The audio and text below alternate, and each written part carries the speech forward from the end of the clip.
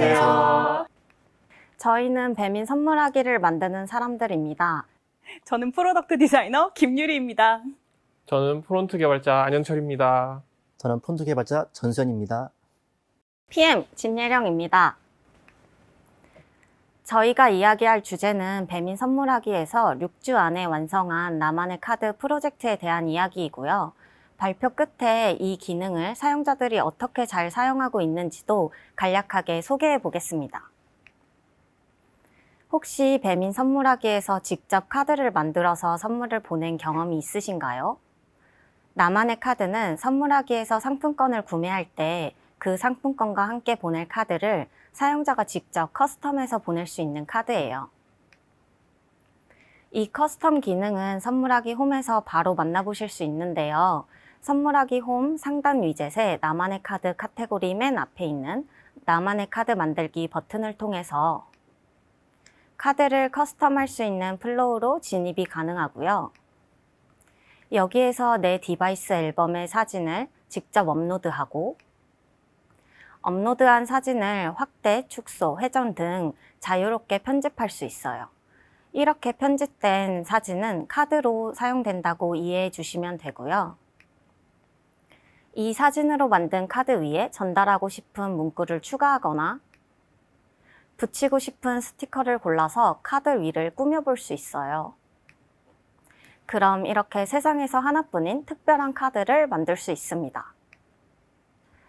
이런 커스텀 기능은 개개인의 선물하는 상황에 꼭 맞는 카드가 없을 경우에 주로 이런 식으로 사용되고 있는데요. 결혼식 답례품으로 결혼 사진을 담아 감사의 마음을 표현한다든가 친구 생일에 친구의 사진으로 하나뿐인 카드를 만들어주거나 아픈 친구에게 힘내라는 마음이 담긴 카드를 직접 만들어서 선물할 수도 있어요. 또 어린 시절 카드를 손으로 직접 꾸며서 재미있게 편지를 써줬던 감성을 그대로 느낄 수 있는 카드도 만들어 볼 수 있답니다. 그럼 본격적으로 나만의 카드 프로젝트를 어떻게 진행하게 되었는지, 그리고 어떤 에피소드들이 있었는지 이야기를 나눠볼게요. 처음 시작은 파티라는 워킹그룹을 만들면서부터였어요. 물론 이런 파티는 아니고요. 게임 용어로 잘 알려져 있는 이 파티에서 따온 용어가 맞습니다. 파티는 각 분야의 플레이어끼리 뭉쳐서 같은 목적을 달성하기 위해 행동을 같이 한다는 뜻을 가진 게임 용어인데요. 파티라는 게임 용어를 저희 워킹그룹을 지칭하는 말로 사용하게 된 이유는 회사에서 이미 사용하고 있는 스쿼드, TF 등의 워킹그룹과는 다른 프로세스로 일을 시작했기 때문이에요. 파티는 스쿼드 조직과 비슷하지만 다 함께 퀘스트를 달성하기 위한 조직으로 업무를 진행하는 방식이 정해져 있지 않고 그때그때 상황에 맞게 의사결정하는 것을 지향하고 파티의 구성원도 유동적인 그룹이에요. 저희 프로젝트는 정해진 것 없이 시작되었기 때문에 그라운드 룰 또한 파티 내에서 합의하여 잡을 수 있었는데요. 그때 생각한 것이 저희가 잘 알고 있는 애자일 방법론을 저희만의 방식으로 흡수하여 실제 그라운드 룰로 적용해 보자였습니다. 보통 책에서 애자일 방법론 등을 보고 실무에서 일을 할 때 적용해 보고 싶지만 사실상 이미 체계화가 되어 있고 많은 조직이 유기적으로 얽혀 있는 체계 내에서는 새로운 프로세스를 시도해 보기 어렵기 때문에 이런 방법론의 마인드를 그대로 적용해 보기 쉽지 않은 것 같아요. 정해진 프로세스보다는 개인과 개인의 긴밀한 상호작용과 적극적인 커뮤니케이션이 프로젝트 성공의 중요한 요소라는 것을 알고 있지만 실제로 이미 표준화된 절차와 단계들이 있기 때문에 그에 따르는 것이 어쩔 수 없는 경우가 많을 거고요. 여러 가지 정의서나 명세서보다는 짧은 텀으로 구현을 해서 작동해 보는 것이 이상적이라고는 알고 있지만 여러 협업부서에 공유하기 위한 많은 문서 작업과 여러 단계의 의사결정 절차가 끝나야 구현을 시작할 수 있을 때가 많은 것 같아요. 그러다 보니 문서에 나오지 않은 스펙은 이후에 추가 대응하기가 어렵고 중간에 이슈가 발생하면 빠르게 대응하고 수정을 하는 것보다 차라리 정책을 수정하는 일이 종종 발생되는데요. 그래서 저희는 정말 작은 조직으로 구성된 새로운 워킹 그룹인 파티를 통해서 저희만의 일하는 방식을 새롭게 적용해보고 싶었어요. 먼저 이런 목적으로 만든 파티에서 공통으로 나눈 마음가짐이 있었는데요. 첫 번째는 작은 그룹이니만큼 각자 역할과 하고 있는 일이 전체 프로젝트의 큰 포션을 차지했기에 진행하고 있는 모든 일을 자주 공유하기로 했어요. 두 번째는 누구든 아이디어나 생각을 제안하는 것을 망설이지 말고 제안한 내용을 열린 마음으로 서로 논의해 보기로 했어요. 처음부터 정답이 정해져 있는 게 아니라서 서로가 같이 정답을 찾아나가야 했기 때문이었죠.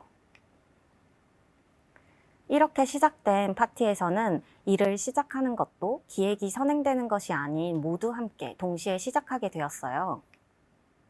그러다 보니 아무것도 정해지지 않은 백지 상태에서 킥오프를 했고, 킥오프 날 우린 어떤 걸 만들지에 대한 아이데이션을 다 같이 시작하게 되었어요. 그렇게 아이데이션을 하다 보니까 각자 아이디어가 정말 너무 많았고, 마치 이걸 다 해내고 나면 인스타그램이나 새로운 드로잉 툴이 탄생할 수도 있겠다 싶을 정도더라고요. 그렇지만 저희가 기간도 무제한이 아니고 5월 가정의 달에 맞춰 신기능을 테스트해보고 싶은 마음이 있었기 때문에 스펙을 어느 정도 구체화하는 과정이 꼭 필요했습니다. 이때 각자 중요하게 생각하는 포인트가 다 달랐는데요. 기획의 입장에서는 사람들이 진짜 이 기능을 원하는지 불분명했기 때문에 스펙을 완벽하게 구현을 하는 것보다 빠르게 테스트해보는 게 중요하다고 생각했어요. 또 디자이너의 입장에서는 딱 봤을 때 흥미롭고 모션 또한 뾰로롱 차라락 해서 사람들이 쓰고 싶게 만드는 후킹하는 포인트가 중요했고, 개발자의 입장에서는 기술 검토를 위한 명확한 스펙 정의, 그리고 그것을 위한 시간이 중요했던 것 같아요. 이렇게 직군에 따라 사람에 따라 중요하게 여기는 부분이 조금씩 달랐기 때문에 본격적으로 개발을 시작하기 전에 파티원 모두가 이해하고 동의할 만한 스펙으로 싱크업하는 것이 굉장히 중요했습니다. 이렇게 MVP 피처들을 최종 결정하기까지 논의 시간은 거의 2주가량 소요되었던 것 같아요. 이 기간이 길다고 느껴질 수 있지만 서로의 생각에 대한 공유가 잘 되어 있고 모두가 스펙이 완벽하게 정해지기 전까지 멈춰 있는 것이 아닌 각자 분야의 검토를 하고 있던 시기라서 오히려 이후의 일을 더 빨리 효율적으로 진척시키는 데 많은 도움이 되었던 시간이었어요. 싱크를 진하게 한번 맞추고 나니 그 이후로는 각자의 할 일을 척척 해내면 되었던 거죠. 이제 디자이너 이야기 들려드릴게요. 그렇다면 이제 이 기능을 어떻게 쓰게 할 것인가에 대한 고민이 필요했는데요. 과연 사람들이 꾸미고 싶어 하는 것은 무엇일까 하는 근본적인 질문부터 시작하게 되었습니다.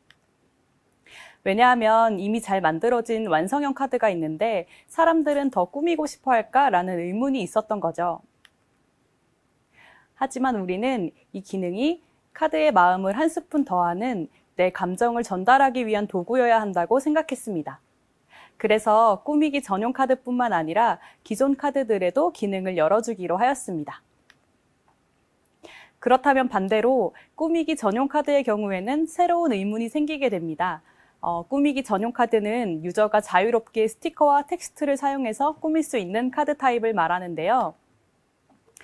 사실 기능을 공급하는 입장에서는 카드의 말풍선을 의도적으로 비워놓으면 거기에 당연히 글씨도 넣고 스티커도 붙일 것으로 예상하지만 그런 식으로 비워져 있는 이미지는 미완성된 것처럼 보일 수 있기 때문입니다.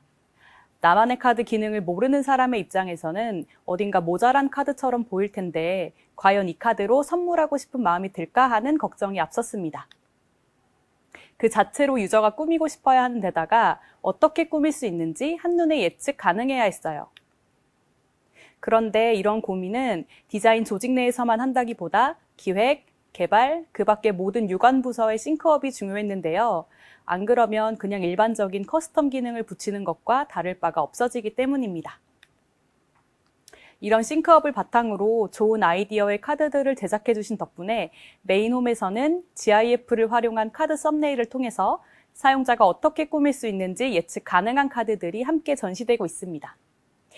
나만의 카드 구매자 중 70%가 이러한 꾸미기 전용 카드들을 이용해서 선물하는 모습 또한 함께 확인할 수 있었습니다. 그럼 이제 이 기능을 직접 사용할 사용자에게 새로운 내용인 나만의 카드 사용법을 어떻게 알려줄 것인가에 대한 고민이 필요한데요.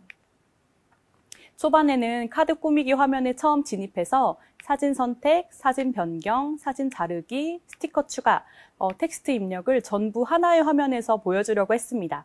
그렇게 하면 사진을 자유롭게 변경할 수 있고 사진을 여러 장 올릴 수도 있는 등 제한 없는 사용이 가능하지만 한 화면에서 여러 가지 기능을 제공해서 사용자의 허들을 높이고 싶지는 않았어요. 복잡한 가이드를 주지 않아도 처음 화면을 만나서 완료까지 여정을 이탈 없이 소화하길 바랬기 때문입니다. 그래서 한 스텝에 하나씩 제공하는 것이 좋겠다고 판단했고 사진을 선택하고 배치하는 단계, 그리고 꾸미는 단계로 분리하여 기능을 제공하게 되었습니다. 또한 처음 나만의 카드 만들기 버튼을 통해서 진입한 사용자가 꾸미기 모드로 들어가기 전에 이 기능이 어떤 기능이고 어떻게 사용할 수 있는지 한눈에 알려주고 싶었어요. 하지만 복잡하고 화면을 가리는 튜토리얼이나 무겁고 과한 온보딩은 피하고 싶었습니다. 그래서 요즘 유행하는 탑9를 연상시키는 모습에 스티커를 쓱 놓고 사라지는 간단한 모션을 추가해서 스티커도 붙이고 꾸밀 수 있나 봐 라는 것을 알려주는 장치를 마련했습니다. 참고로 스티커는 진입할 때마다 랜덤으로 바뀌는데 너무 귀여우니까 직접 확인해 주세요. 그래서 사용자들이 잘 쓰고 있어 라는 걸 디자이너는 어떻게 확인할까요?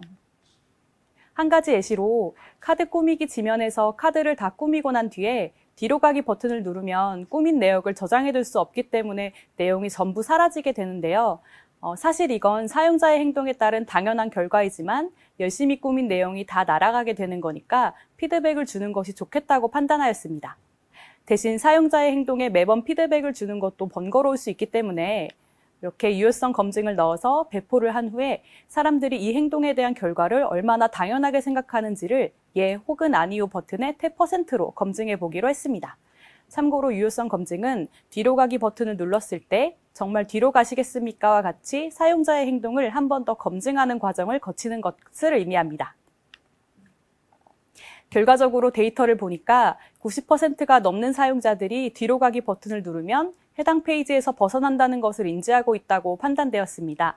그래서 유효성 검증을 없애기로 결정했는데요. 어쩌면 사소한 이슈일 수 있지만 데이터를 통해서 검증하는 과정을 거치고 나니 훨씬 더 확신을 가지고 결정을 내릴 수 있었습니다. 저희 개발자들은 어떻게 함께 일했는지에 관해서 이야기를 해보려고 합니다. 저희는 프로젝트 초반 기술 검토부터 마지막 QA 이슈 정리까지 최대한 페어 프로그래밍으로 진행을 하려고 노력을 했는데요. 페어 프로그래밍의 장점을 굉장히 잘 살려서 진행을 했다고 생각을 해요. 이때 페어했던 기억이 너무 좋아서 지금까지도 종종 페어로 코딩할 때가 많거든요. 사실 저희는 기계 파편화 이슈들 때문에 애를 정말 많이 먹었는데요. 저희는 모바일 웹뷰다 보니까 OS 버전에 따라서 브라우저 종류도 다 다르고 버전도 다르거든요. 이것저것 고려할 게 많다 보니까 테스트를 하기도 힘들고 혼자 해결하다 보니까 허송세월 보내는 경우도 종종 발생했어요. 지금 사진에서 보이는 이슈가 저희를 가장 오랫동안 괴롭혔던 버그인데 특정 SVG 태그를 회전하거나 크기를 조정했을 때 잔상이 생기는 버그입니다. iOS에서만 발생하는 버그인데 사파리 개발 포럼에서도 거의 10년 넘게 해결이 안 되고 있는 버그라고 하더라고요. 아마 잘 맞는 동료와 페어로 함께 하지 않았더라면 이런 버그들을 마주할 때마다 멘탈이 남아나지 않았겠죠? 너무 경우의 수가 많다 보니 이런 버그를 완전하게 대처하기보다는 한정된 개발 리소스로 효율적으로 처리할 수 있는 방법을 떠올리는 게 중요했어요. 예를 들어서 원래 텍스트 에디터가 가상 키보드가 일러스트가 닫혔을 때 모두 유동적으로 대응하게 하려고 했었는데요.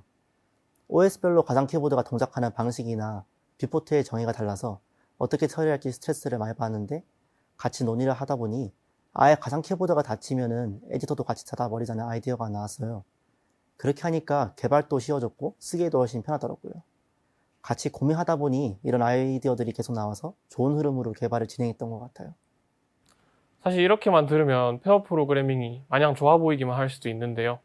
물론 페어로 함께하면 2배 이상의 시너지 효과를 낼 수 있다는 장점이 있지만 자칫 잘못해서 3000%로 빠지게 되면 팀 입장에서는 리소스가 2배로 낭비된다는 점을 주의해야겠죠. 그래서 저희도 페어의 장점을 최대한 살리고자 어느 정도 그라운드 룰을 정해둔 채로 페어를 진행했습니다. 요즘은 아이디마다 여러 명이서 동시에 한 파일을 편집할 수 있는 기능을 다 제공하거든요. 그 기능과 함께 보통 화면을 공유를 하면서 개발을 진행했어요. 아까 잠깐 말씀드렸던 것처럼 기기 파편화 이슈는 보통 브라우저 엔진마다 구현이 다르고 저희는 특히 모바일 웹이다 보니까 기기 OS 버전마다 브라우저 버전도 다르거든요. 그래서 공식적인 웹 표준 문서를 보면서 작업하기보다는 어떤 브라우저는 이런 걸 이렇게 처리할 것이다 라는 가설을 세우고 경우의 수를 속여가면서 처리하는 경우가 많았던 것 같거든요. 그래서 두 사람이 코드만 같이 보기보다는 시뮬레이터나 브라우저 개발 도구에서 어떤 값이 어떻게 표시되는지 동시에 확인하는 게 중요했어요. 또 화면 공유나 타이핑을 하는 것도 최대한 두 사람이 번갈아 가면서 하려고 노력을 했습니다. 한 사람만 계속 주도하게 되면 따라가기만 하는 입장에서는 아무래도 조금 지루할 수 있고요. 집중력이 떨어지면서 잘못된 코딩이 진행되어도 그냥 그렇구나 하고 넘어가 버릴 수도 있거든요. 그렇게 되면 사실 페어 프로그래밍의 장점을 제대로 살리지 못하게 된다고 생각해서 저희는 번갈아 가면서 코딩하면서 계속 환기를 시키고 집중력을 오랫동안 유지하려고 노력했습니다. 왜 미션 임파서블 같은 첩보 영화를 보면은 열심히 날아다니는 주인공 옆에 든든하게 보조주는 조력자가 꼭 있잖아요. 그것처럼 저희도 번갈아 가면서 코딩을 하되 나머지 한 사람은 마냥 구경만 하는 게 아니고 옆에서 필요한 리서치를 하거나 아이디어를 제공해 주려고 노력했어요. 특히 파편화 이슈는 브라우저 버그 같은 외부 요인으로 이전에 발생할 확률이 더 높아서 조사할 게 많다 보니 장점이 더 극대화됐던 것 같아요. 또 지속적으로 간단하게라도 작업 기록을 남기려고 노력했는데요. 주로 페어 프로그래밍을 시작할 때는 그날의 몇 시간 동안 어떤 작업을 같이 진행할 것인지 정하고요. 종료할 때는 그날에 어떤 걸 같이 시도했는지와 다음 페어 프로그래밍 때 같이 진행할 내용이나 미리 조사나 작업해올 내용을 정리했어요. 작업 중에서도 뭔가 막힌 일이 있으면 어디서 막혀서 쓰는지 적어두니 나중에 따로 조사하기도 좋았던 것 같아요. 또 서로 아이디어를 논의할 때 말로만 내 의견을 전달하는 게 생각보다 어렵잖아요. 근데 요즘은 똑같은 화면을 보면서 동시에 다이어그램을 그리거나 함께 코드를 작성할 수 있는 사이트들이 정말 많더라고요. 전체적인 코드를 수정하기 전에 같이 의사 코드를 작성하거나 코드 샌드박스 같은 툴로 간단하게 실제 코드를 작성해 보면서 과연 우리가 설계했던 만큼 잘 돌아갈지 테스트를 하기도 했고요. 같이 다이어그램을 그리면서 화면 플로우나 상태값 혹은 사이드 이펙트 같은 것들을 정리했어요. 이렇게 도식화를 하는 그 자체만으로도 전체적인 코드 구조에 대한 이해도가 높아지고 정리해둔 도식이나 코드들이 나중에 리팩토링 작업할 때 큰 도움이 되기도 했습니다. 또 코드 리뷰할 때 첨부하면은 다른 팀원들도 훨씬 잘 이해했던 것 같아요. 아까 말씀드린 파편화 이슈 같은 좀 막막한 이슈들을 해결하다 보면 보통 시간이 질질 끌려서 쉽게 지치게 되는 경우가 많았는데요. 그래서 저희는 30분 이상 작업에 별 진전이 없으면 저희 10분만 쉬었다가 할까요? 라던가 아니면 저희 각자가 구글링 해보고 정리해서 20분쯤 뒤에 만나볼까요? 라는 식으로 템포를 조절했어요. 페어 프로그래밍 자체가 아무래도 두 명이서 오랫동안 집중하다 보니까 생각보다 체력 소모가 크더라고요. 또 둘이서 계속 같은 주제에 대해서 이야기하다 보니까 어느 순간 초점을 놓치게 되는 경우도 많았어요. 그럴 때마다 분위기를 환기하는 시간을 가지면서 개발 효율성을 높일 수 있었습니다. 또 계속 페어로 같이 일한다면 좋겠지만은 결국 각자 다른 스케줄 때문에 일정을 맞추기가 어려울 때도 있어요. 이럴 때는 페어 프로그래밍으로는 모듈들의 인터페이스 정의나 설계를 진행하면서 어떻게 개발할 것인지 방향을 맞추고 세부적인 기능 구현은 알아서 각자 작업하는 방식으로 업무를 비동기적으로 쪼개서 처리할 수 있었어요. 여태까지 저희가 어떻게 페어 프로그래밍을 진행했는지 간략하게 이야기해드렸는데요. 너무 처음부터 많은 규칙을 정하려고 하지 말고 계속 페어를 진행하면서 같이 무엇이 좋았고 아쉬웠나 이야기를 나누다 보면은 자연스럽게 이런 최소한의 규칙들이 생기는 것 같아요. 저희 둘 다 페어에 엄청난 만족감을 가질 수 있었던 것도 그런 생각을 나누는 과정 자체가 하나하나가 너무 즐거웠거든요. 저희는 아무래도 풀 재택으로 업무를 진행하다 보니까 비대면 상황에서 최대한 커뮤니케이션을 많이 하면서도 효율적으로 소통을 해야 됐어요. 사실 저희가 페어 프로그래밍을 한 것도 어떻게 보면 개발자들끼리 싱크를 맞추기가 훨씬 수월하니까 커뮤니케이션 비용을 최소화할 수 있다는 부분이 크게 작용했던 것 같습니다. 마찬가지로 파티 전체적으로도 커뮤니케이션에 대해서 노력을 많이 한 것 같아요. 일단 데일리 미팅과 위클리 미팅 시간을 잡아놔서 매일매일 30분 정도라도 서로의 진행 사항을 공유하고 고민거리에 대해서 서로 의견을 구했습니다. 개발하다가 번뜩번뜩 떠오르는 아이디어들도 사실 기획이나 디자인상의 변동이 필요한 경우가 있었는데 그런 것들도 함께 논의할 기회가 많아지면서 빠릿빠릿하게 진행된 것 같아요. 정기적인 미팅 말고도 저희는 병풍 코딩이라고도 많이 부르는데요. 슬랙 채널에서 현철님과 화면을 공유하고 논의를 하다 보면 중간에 예령님이나 유리님 오셔서 슬쩍 구경하시다가 피드백을 주시고 가시기도 하셨습니다. 특히 저희가 소통할 때 가장 효과를 많이 봤던 부분이 바로 시각화였어요. 아무래도 서로가 전달하는 내용들을 한 번에 완벽하게 알아듣기는 힘들거든요. 왜 서로가 싱크가 안 맞으면은 같은 주제에 대해서 다른 내용을 이야기할 때도 있잖아요.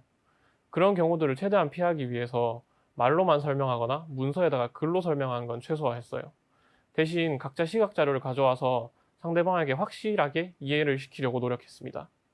와이어프레임이나 피그마 혹은 기술 검토 결과 동영상이나 스크린샷 같은 것들을 통해서 소통하니까 서로 이해도도 높아지고 회의 시간도 짧아졌습니다. 용어를 사전에 미리 정해두는 것도 소통에 큰 도움이 됐던 것 같아요. 개발을 하다 보면은 똑같은 것도 사람마다 다르게 부르는 요소들이 꼭 있거든요. 그럴 때 용어를 확실하게 정리하고 넘어가지 않으면 서로 꼭 오해가 생기더라고요. 그래서 저희끼리는 용어를 확실하게 정리하고 넘어갔는데 이게 추후 이어지는 미팅들에서 서로에게 작업 내용을 설명할 때 엄청 큰 도움이 됐습니다. 예를 들어서 나만의 카드 플로우의 각 단계를 예전에는 사진 선택할 때 혹은 스티커랑 텍스트 붙일 때 같이 좀 추상적으로 표현을 했었는데 로드 이미지, 셀렉트 이미지, 에디트 이미지, 데코레이트 카드 같은 명확한 용어로 정리하고 나니까 훨씬 혼동이 덜하더라고요. 지금까지 저희가 짧은 기간 동안 프로젝트이라는 제약적인 환경 속에서 팀원들끼리 어떤 방식으로 소통했는지에 대해서 말씀드렸는데요. 정리하자면 이렇습니다. 개발에서 흔히 들리는 이야기 중 하나가 개발자는 열심히 개발하고 있는데 디자이너랑 PM은 계속 요구사항이랑 디자인을 바꿔서 고통받는다. 뭐 이런 이야기들을 많이 들어보셨을 것 같아요. 근데 저희는 이게 문제가 아니라고 생각했거든요. 사실 스펙이 바뀌면 자연스럽게 개발 비용이 느는 것은 어쩔 수가 없는 거고 중요한 건 같이 일하는 모두가 바뀔 수 있는 스펙과 바뀔 수 없는 스펙에 대해서 싱크가 잘 맞아야 되는 것 같아요. 저희는 실제로 예령님, 유리님이 플로우나 예외 처리 같은 부분은 언제든지 순서나 짜잘한 액션 등이 변경될 수 있어요 라고 미리 말씀해 주셨기 때문에 그거에 맞춰서 프로그램을 설계할 수 있었고 나중에 스펙이 살짝 변경되더라도 쉽게 적용할 수 있었던 것 같습니다. 심지어 저는 오히려 스펙이 명확히 정해지지 않은 부분에서 저희가 의견을 냈을 때 개발 공수도 확 줄고 실제 유저가 사용하기도 편해졌던 경우가 있었던 것 같아요. 예를 들어서 처음에는 스티커를 조작할 때 가이드라인을 사용하는 게 더 개발에 편할 거라고 생각하셔서 고민을 많이 하시더라고요. 하지만 개발자 입장에서는 가이드라인이 오히려 작업이 번거로웠고 사용자에게도 불편할 거라고 생각했어요. 그래서 그냥 이 핀치 줌아웃으로 스티커를 조작하게 하자고 말씀을 드렸습니다. 그랬더니 훨씬 더 완성도 높고 사용자에게 익숙한 조작감을 제공할 수 있었어요. 휴지통도 마찬가지였습니다. 처음에는 카드 영역 내부에 휴지통이 위치하니까 휴지통이 상시로 안 보이기도 하고 카드 화면을 가리는 문제가 있었어요. 하지만 개발 공수를 고려해서 휴지통의 위치가 계속 고정되어 있었죠. 근데 사실 휴지통 위치 옮기는 거 그렇게 어렵지 않거든요. 그래서 휴지통 위치를 카드 영역 바깥으로 옮겨버렸습니다. 또 삭제 로직을 재활용하는 것도 크게 어렵지가 않아서 편의성을 극대화하고자 아예 카드 영역 바깥을 전부 삭제 영역으로 만들었습니다. 스펙이 고정되어 있지 않으니까 이런 식으로 유동적인 기능 구현이 가능해서 더 좋았던 것 같아요. 저희가 계속 공유, 싱크업, 커뮤니케이션 등 얼라인을 맞추는 것의 중요성에 대한 이야기를 하게 되는데요. 다들 아시는 이야기지만 각자 하고 있는 업무의 우선순위와 진행 상황을 서로 기분 좋게 동기화하는 게 정말 중요하다고 생각을 해요. 일반적으로 프로젝트를 진행하다 보면 한 사람의 작업이 다른 사람의 진행을 방해할 때가 많잖아요. 개발을 진행해야 되는데 디자인이 안 나오니까 개발을 못하고 상세 기획서가 안 나오니까 디자인을 못하고 기다리기만 하는 느낌? 하지만 각자 우선순위를 잘 정하고 하고 있는 업무들이 지속적으로 공유가 되니까 선행 작업이 지연이 돼도 그 이유를 모두가 공감할 수 있었어요. 그래서 멈춰있기보다는 당장 할 수 있는 각자의 다른 작업을 찾아서 할 수 있었고 그렇게 병렬적으로 일을 할 수 있어서 낭비하는 리소스가 오히려 줄어들고 효율성이 올라갔어요. 예를 들어 나만의 카드 만들기 진입점에 디자인이 확정되지 않아도 그 사이에 사진을 몇 개까지 업로드할 수 있을지 등의 기술 검토를 하던지 아예 다른 피처의 개발을 할 수 있었던 것이죠. 결국 저희가 기획서도 시간도 없는 환경 속에서 성공적으로 작업을 마칠 수 있었던 노하우는 적극적인 소통과 배려로 귀결될 수 있을 것 같아요. 각자 서로의 고민이나 상황을 공유하고 더 나은 UX를 제공하고 싶다는 공통된 마음이 원활한 소통으로 이어져서 나만의 카드라는 완성도 있는 프로젝트가 탄생할 수 있었던 게 아닌가 싶습니다. 마지막으로 이렇게 만든 나만의 카드가 얼마나 구매되고 어떻게 사용되고 있는지 오픈 이후부터 현재까지 약 3개월간의 데이터를 분석한 내용을 공유드리겠습니다. 나만의 카드를 통해서 선물을 한 비율이 전체 카드 구매 건수 중 약 26%를 차지하는 것을 볼 수 있었어요. 오픈 후부터 꾸준히 높은 구매를 보이고 있는 것을 보아 나만의 카드가 사용자의 기대에 부합한 매력적인 요소로 작용하지 않았나 생각해 볼 수 있었습니다. 현재 나만의 카드 카테고리에는 31종의 꾸미기 편리한 카드가 전시되고 있는데요. 이 중에서 인기가 좋은 카드 탑 10을 보여드릴게요. 먼저 가장 압도적으로 구매량이 많았던 카드는 사용자가 직접 사진을 업로드해서 카드를 만들 수 있는 사진 카드였고요. 상위권의 카드를 보시면 문구만 조금 바꿔서 사용할 수 있는 카드의 구매량 또한 많았습니다. 그 다음으로는 스티커를 이용해서 꾸밀 수 있는 카드의 구매량이 높은 것을 확인할 수 있었어요. 그리고 저희가 스티커 또한 104종을 운영하고 있는데요. 스티커의 경우 카드와 잘 조합해서 쓸 수 있는 생일, 사랑, 축하와 연관된 스티커들이 인기가 많았고, 그 중에 이런 비어있는 K카드에 초 스티커를 꽂아서 만든 조합의 카드가 가장 인기가 좋았습니다. 처음 이 프로젝트를 시작할 때 카드를 직접 만들고 선물하는 사용자의 따뜻한 마음이 선물을 받는 사람에게 잘 전달되기 위한 수단으로 사용되길 바랬어요. 그래서 이 수치가 저희에게는 좀 의미 있다고 생각이 되는데요. 나만의 카드의 답장 비율이 일반적인 카드의 평균적인 답장률에 비해 30%가량 높은 것을 확인할 수 있었습니다. 또 사진으로 카드를 만들어서 보낸 경우에는 답장 비율이 46%까지 상승한 것도 함께 확인할 수 있었어요. 이렇게 답장 비율이 눈에 띄게 상승한 것을 보아 나만의 카드를 선물 받은 사람이 일반 카드보다 나만의 카드가 좀 더 성의 있고 신경 쓴 색다른 카드라고 인식을 해서 답장을 많이 하지 않았을까 하는 예상을 해볼 수 있었어요. 지금까지 선물하기에 많은 프로젝트들 중에서 나만의 카드 프로젝트를 하면서 생긴 이야기들을 전해드렸는데요. 앞으로 선물하기는 선물을 주고받을 때 사용자가 어떤 것에 감동을 받을지 많은 부분을 고민하여 더 나은 서비스를 만들기 위해서 노력하겠습니다. 선물하기에 많은 관심 부탁드립니다. 들어주셔서 감사합니다.